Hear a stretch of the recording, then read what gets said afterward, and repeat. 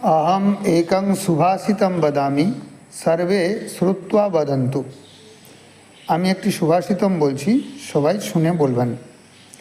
यद्दूरं यदुराराध्यं यच्च दूरे व्यवस्थितं तत्सर्वं तपसा साध्यं तपो हि दुरतिक्रमम्।